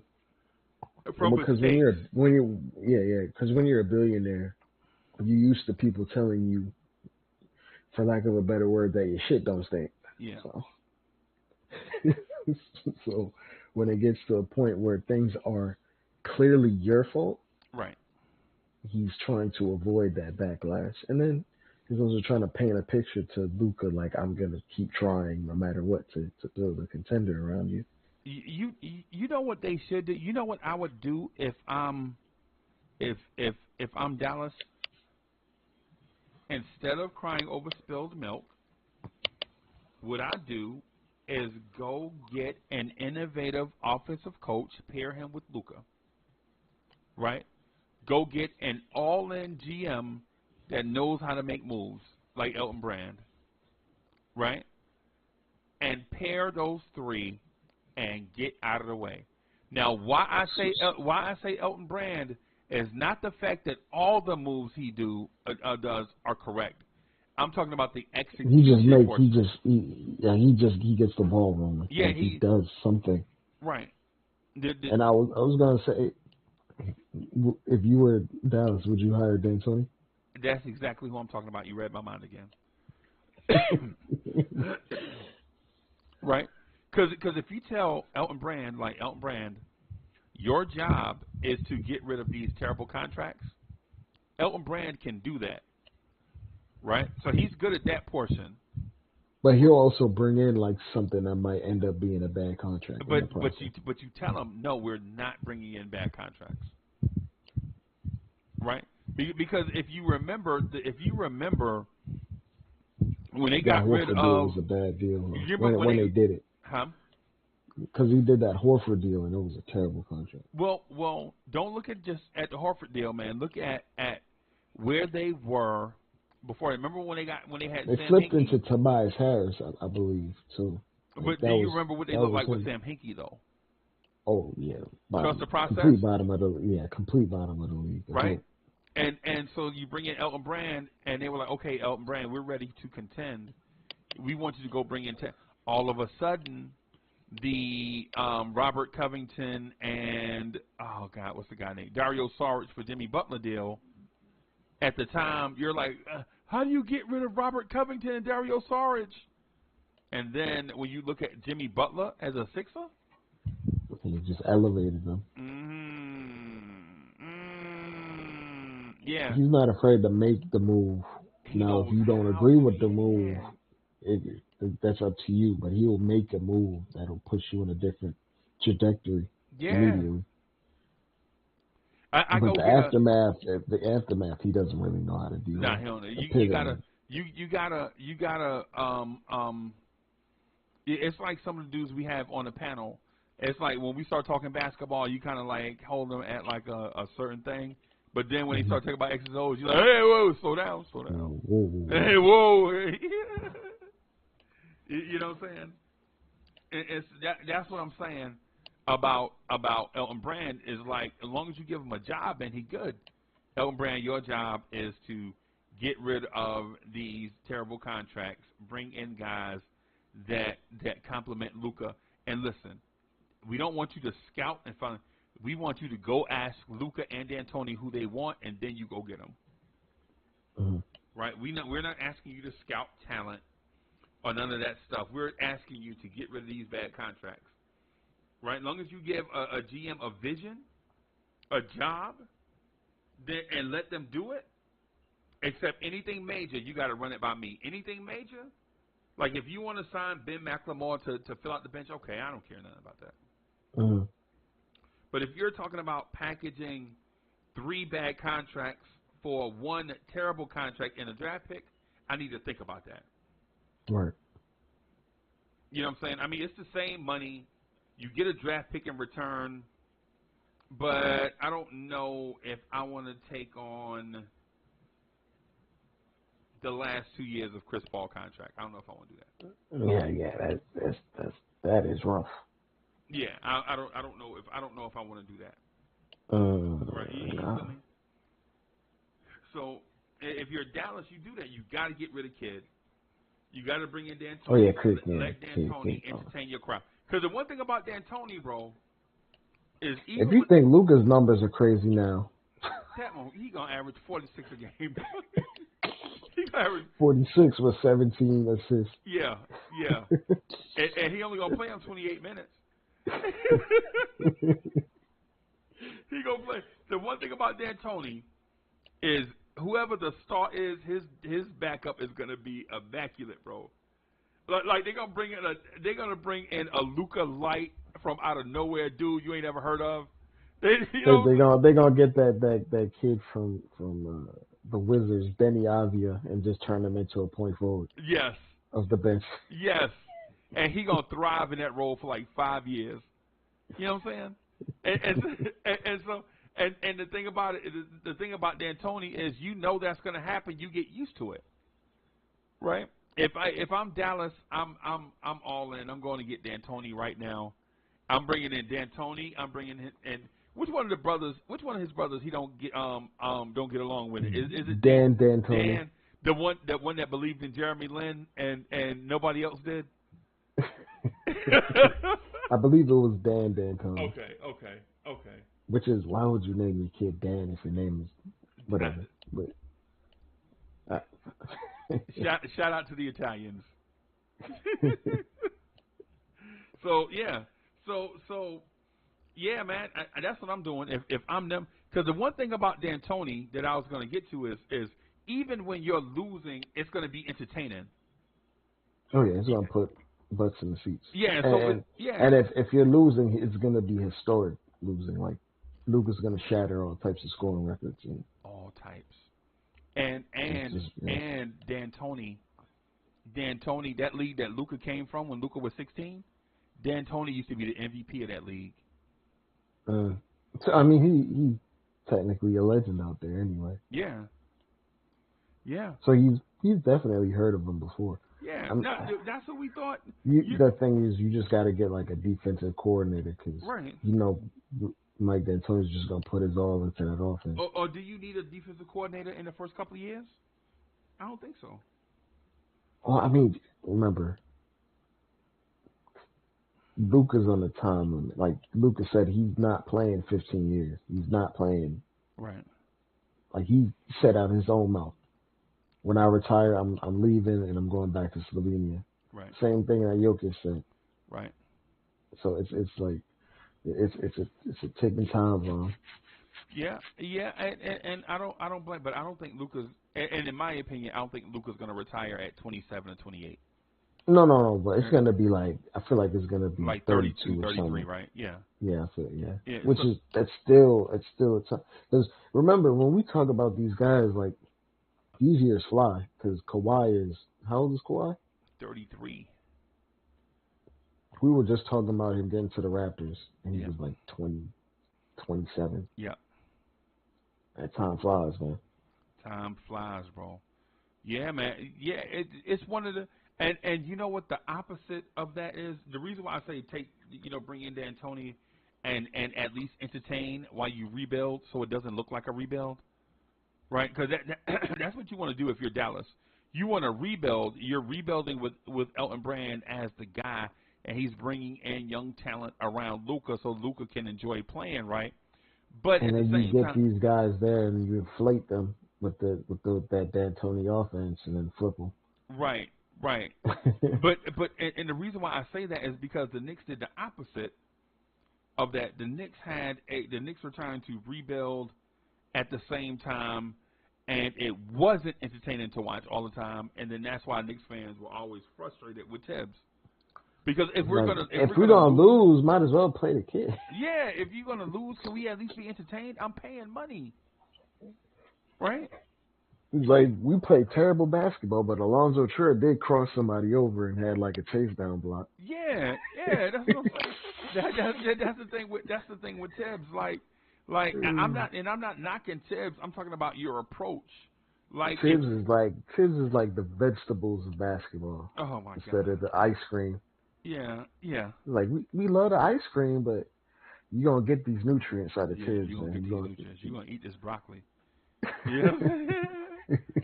Yeah, and so I mean, for them, that's what I think you do. And I think when Philly blows it up this summer, because if they lose in the second round again, Doc Rivers is gone. It You don't know, matter. the Rockets have 60 million in cap, and the rumors are the rumors. Yeah. He, I don't think he's gonna cash out and just relax and not really do anything who Doc over there. or Harden. Harden, Okay. because there's the rumors that he wants to go back. So, Yo, Houston has a busting nightlife, bro. well, I mean, he likes the strip club, so. Bro, I got dissed. I ain't even gonna lie.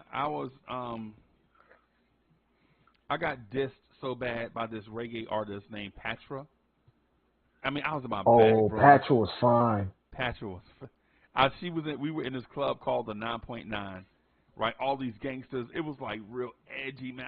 I was I loved it and was kind of scared of it. Not scared, but nervous at the same time. It's like one of them classic movie scenes, like club settings. Like you in there and all these flashing lights and all these gangsters in there. You know they gangsters and you in there trying to have a good time. You know any minute something might go crazy, something might go sideways. And Patra is performed. She walked out of the thing, walk over to the bar, and how like these dudes try to cut her off, and her bodyguards are over there talking, like trying to stop dudes from. And then I go over and holler. You know what I'm saying? It's crazy, bro. It's Dre. I'm telling you, I have the weirdest life ever, bro. I'm hollering at Patra. And so I shoot my shot, and she like, get out of my face for my bodyguards beat you up. You know what she said? She said it to my face, and I'm like, hey, you don't even know you. Look who you talk. Do you know who you talking to? I'm Uncle Freezy. You trying to big it up real quick. Yeah, I'm like, you talking to Uncle Freezy, girl?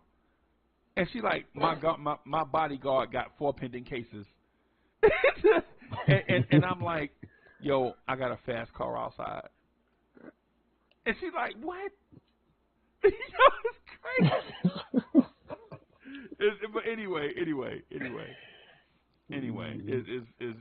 it's crazy, bro. Yeah, I got dissed to my face by Patra, and all my homeboys was standing there watching it happen. Yeah, it was crazy. At least no one can say you're a coward. Yeah, I was like, oh, Patra is fine. This is what I'm saying. Like, you know how you see somebody on TV?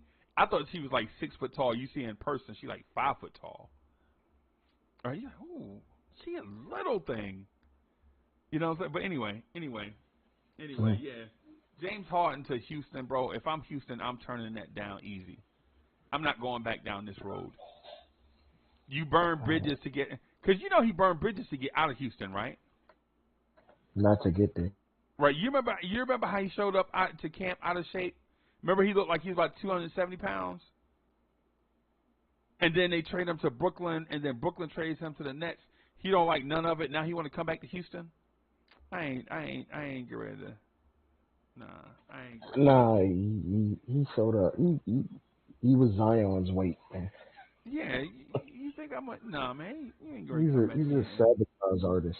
Like when he doesn't get his way. When he don't get his way, he will sabotage the franchise. If I'm Houston, I ain't entertaining that. If I'm Houston, I'm not even bringing in a free agent, bro. What I'm doing is getting rid of the dudes that I know can't play. Like I'm moving Porter. I'm getting but none of his contract isn't guaranteed. Like none of the years are guaranteed. Yeah. So you can, it's like a football deal. You can cut him at any point, legitimately. Yeah, I'm not taking on none of. I think I'm moving on from him. You know, what's the type of coach that they could use that doesn't coach anymore? Scott Skiles is probably the ideal coach to probably put over. I think they'll run Scott. I think they'll run him out of town, bro.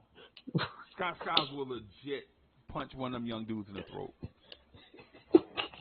Bro, you talking about the point guard Scott Skiles, NBA record Scott Skiles, 33 assists. Yeah. Michigan State point guard Scott Skiles. Right. Yes, that's Scott Skiles. Yeah, man, Scott Skiles. Even Scott Brooks. Scott Brooks is easygoing. He's a player's coach. Yeah, man, Scott Brooks. But the thing is I think I would prefer Scott Brooks in that thing because I saw Scott Brooks coach young talent to MVP type level. I feel like they would have made it regardless in my mind. Right. I, I feel like when they left Scott Brooks, Westbrook hit MVP level when he left. Yeah. Harden as well. Right. Right. But that was because Durant was there. Right. I mean, Right. Durant was the Yeah. MVP There, of was- the there was Scott a Brooks. there was a pecking order for sure. Yeah. Yeah. Yeah. So yeah. But So but they should have started all three of them. That Harden coming off the bench stuff didn't bro, compute in my but head. I've been hearing this like my cousins them tell me the story, bro. They were like, no lie, Reggie Jackson and Eric Mena was busting they ass in practice. The story is Reggie Jackson was busting Russell Westbrook ass every day in practice, and the only reason why Russell Westbrook was the starter because of politics. I mean, I, Because well, they I were would saying say that the that, starting but on the backcourt should have been, court, huh? well, what were they saying the starting backcourt should have been? Go ahead. Oh, they was my cousin them said the starting backcourt should have been Reggie Jackson and James Harden, right? Wow. Because they would like legit Russell Westbrook is a guard that can't shoot or defend, but he's a ball of energy. But they were like Eric Mena was giving him the business every day, like all three of them, all three of their point guards, like every day in practice. Reggie Jackson looked like he was the guy, right? I mean, they were like, yo, how you like throwing away all of Reggie Jackson's best years just to back up Russell Westbrook? He left and went and got his money. Yeah, Pistons paid him. yeah. The Pistons, yeah. And it didn't really work out, but Well, because Detroit was poorly built thanks to yeah. Scott Perry, but Terrible. Scott Thankfully, Perry out here Scott Perry doesn't with have. John Smith at the three. Oh my god. Oh my god. You out here with Josh Smith, Greg Monroe, and And- Andre Drummond. That's your front court. What y'all running, the triangle? Thank God Scott Perry doesn't have full control over here. He just has some say Yeah. and connections. Like he can recognize talent, bro. I'm not gonna lie to you. He can recognize talent, right? But he can't recognize talent that fits together. That's the problem. bro, you legit got Drummond at center, who's a fine NBA center. Greg He should Monroe have at been power better. forward, and he's a fine NBA big. But Josh Smith at the three, Josh Smith is a four that doesn't do They gave four him. things. They gave him a ton of money too. Bro, they gave him the bag. And then you like, well, we're gonna be innovative. We're gonna let Brandon Jennings run point. Oh my God. Oh my God. And you know who was on their bench, right? Who they were trying to give away, right? Chris Middleton. And Spencer Dinwiddie. Yeah. Because Dinwiddie had like the ACL tear, I believe. Yeah, coming out of college. Right. Yeah, coming out of college. But in the pros, the rumor was, and I remember watching Dinwiddie. Dinwiddie would give people the business, and like, you know what? He couldn't shoot. Dinwiddie was because Dinwiddie reminded you of Emmanuel Quickly earlier this year. Yeah, why we ain't starting? Why he ain't starting? Y'all starting Rodney Stuckey? Oh, well, Spencer did. You know, it's funny. Ronnie Stuckey came out like a fake ass Dwayne Wade, like his first year or so. Yeah. And they bought the hype, and then he fell off. And then his injury. I think injuries ruined him, bro. Yeah, of course, it was the injury. For yeah, sure. I think injuries. I think he had like knee issues or something. Yeah, because I watched a Pistons Pacers game, and he gave Born Ready to. Oh my God, he gave Lance Stevenson the Pistons, bro. He gave, but that just goes to show that every cat in the NBA can ball, right? Every cat in the NBA got talent. All of them. Right? All of them. But some dudes, it's just like, if they ever get hot, There's nothing you could do because There's they have nothing all you the can do. moves. It's just the shot going in. Yep. That's the only thing. Yep. I saw Mike Jordan get hot on I saw Mike Jordan get hot on the Knicks. I think Starks and them was still there. I think they called it like a double nickel game or something. Yeah, Everything that dude threw up in the air, everything went in. It seemed like. But yeah, man. Yo, I'm gonna get out of here, man. I'm gonna wrap this thing up so I can be able to get up and do the Knicks morning drive, man. Right. Mark Cuban, get your life together, Mark Cuban. Stop being a sucker. Yeah, stop playing yourself, bro. Mark Cuban is playing himself. Just real quick, I just wanted to throw this thing out there real quick, man.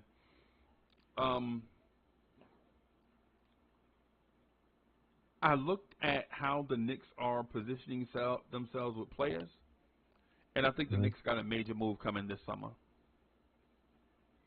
Consolidation. I think the For Knicks, a star. the Knicks got the But Knicks. I don't know who the star is, though.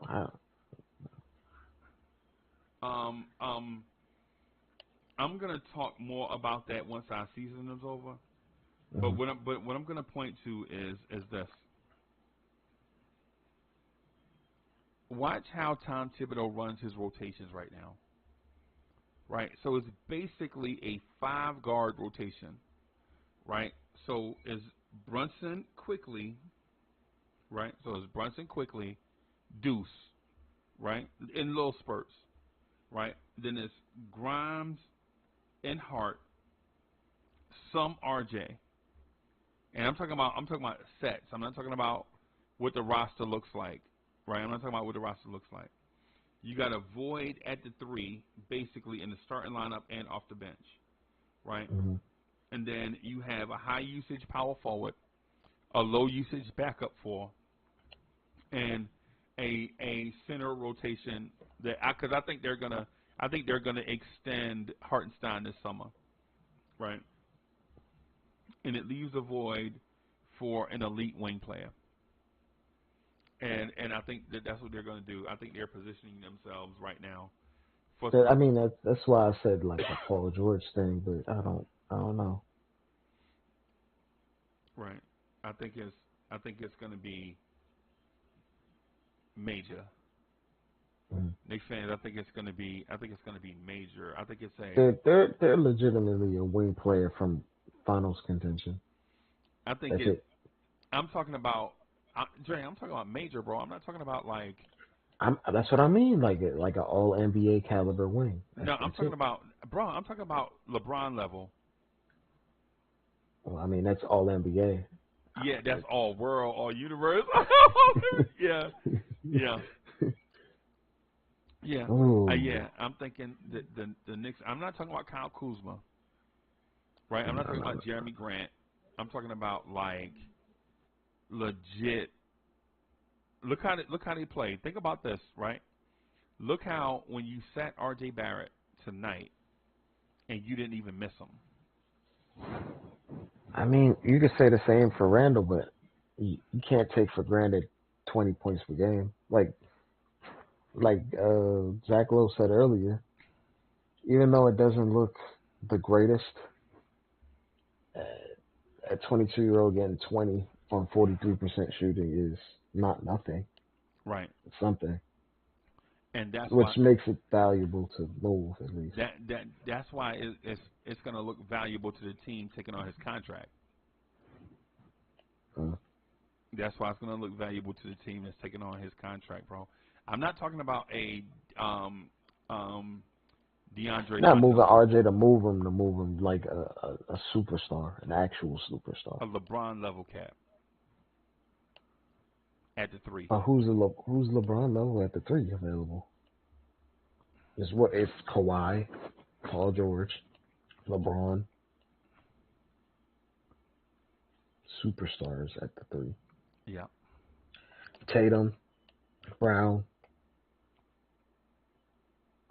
I'm drawing blanks. Yeah. Who's left? I'm saying just think in that group.